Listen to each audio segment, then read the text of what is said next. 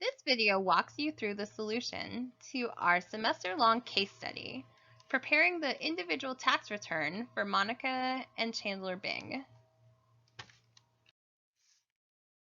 I set up this video to both walk you through the steps I took to complete the tax return, as well as provide validation of the answers along each step of the way.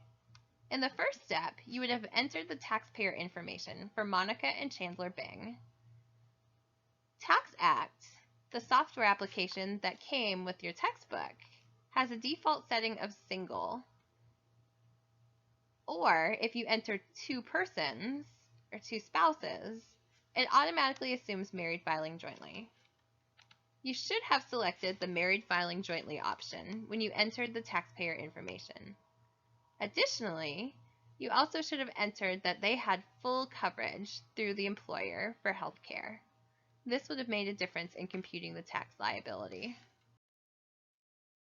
Once you've entered the taxpayer information, you would have transferred the W-2 information to Chandler and Monica's 1040 form. This includes the salary and the tax information.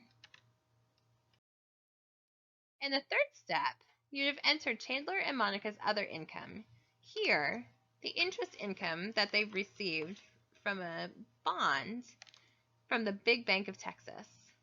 The amount of interest income was reported on the 1099 INT form. In the next step, you'd have entered the income statement information for Monica's business.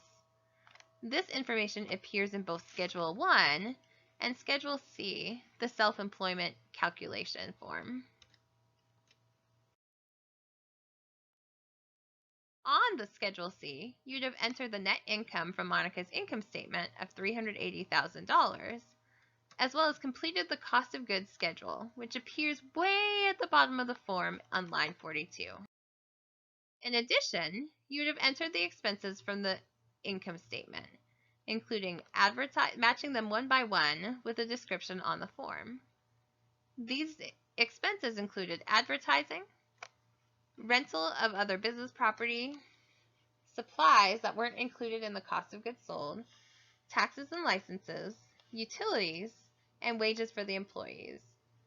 A separate schedule appears at the very bottom of the form on line 48 to enter other expenses, which were $8,000. For Monica's business, these $8,000 comprise the uniforms for the wait staff. Under the tax code, uniforms for the wait and catering staff are an allowable business expense. However, Monica's professional attire was not. We also covered this topic when we talked about business deductions in Chapter 6. So, $64,179 of income ultimately passes from the New York South income statement to Chandler and Monica. This is effectively Monica's salary, since she doesn't take a salary throughout the year. We adjust this income amount from the self-employment based on the self-employment adjustment to arrive at an adjusted gross income of $209,723. Remember, the self-employment adjustment takes a portion of the tax liability out of the equation, because otherwise you'd have been double counting a portion of the amount calculated when you calculated Monica's Social Security liability, as well as when you calculated the business's Social Security liability. The next line on the 1040 form would have been the itemized versus the standardized deduction. What do we have from Monica and Chandler that could constitute an itemized deduction?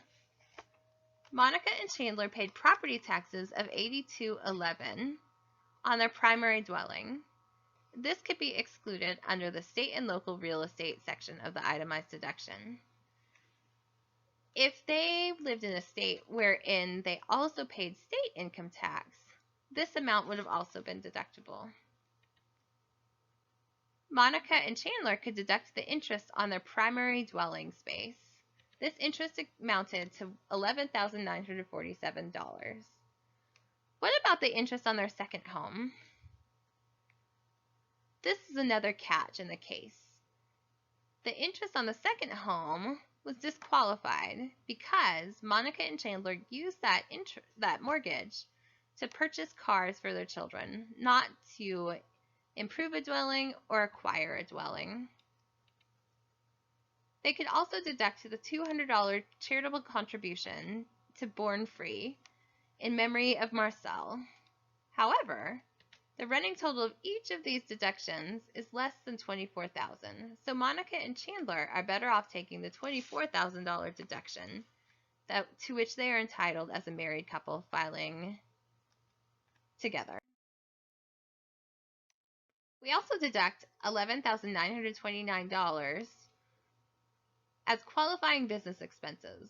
This provision was passed as part of the Tax Cut and Jobs Act of 2017. Monica's business, as a catering business, meets this requirement. Now, Monica and Chandler have 2 children, and we know one of them, for a fact, meets the requirements for a dependent child. Erica, although she attends college, meets the residency requirement. She's younger than age 24 and an enrolled college student, and she was not married to anyone and did not file a joint return personally.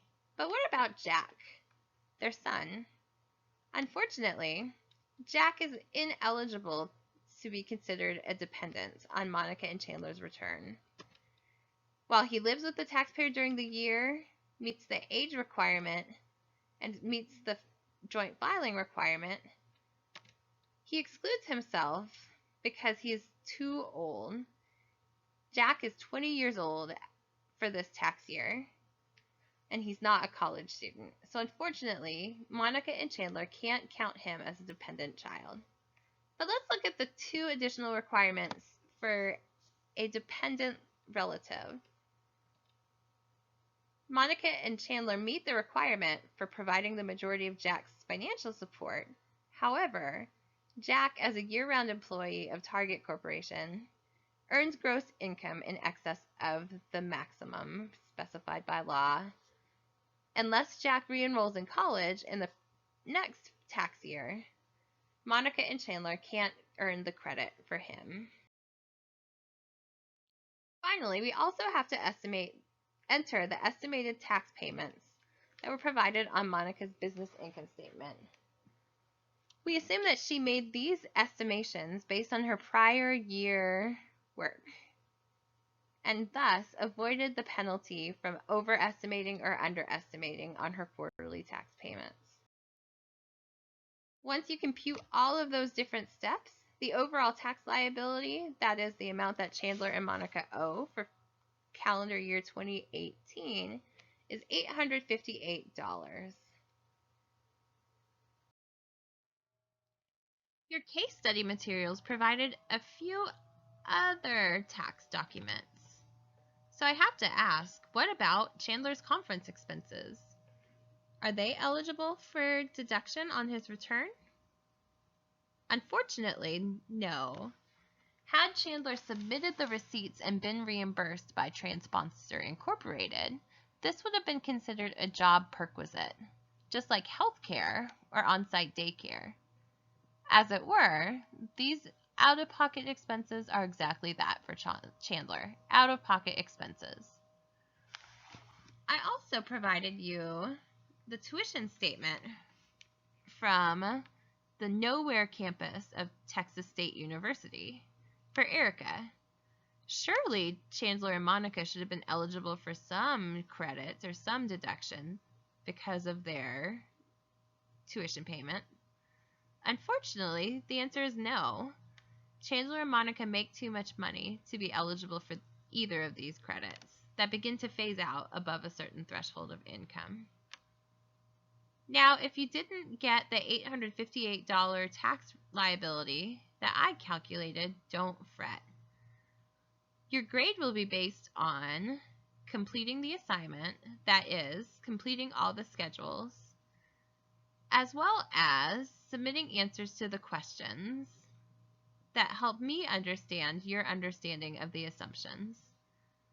Even if you missed an assumption along the way, or one of those silly things like checking a box for single or checking a box for the healthcare insurance, you won't be penalized heavily. As always, feel free to contact me if you have any questions, and I'll be happy to help. It's been a pleasure this semester, class, and I look forward to seeing you around town.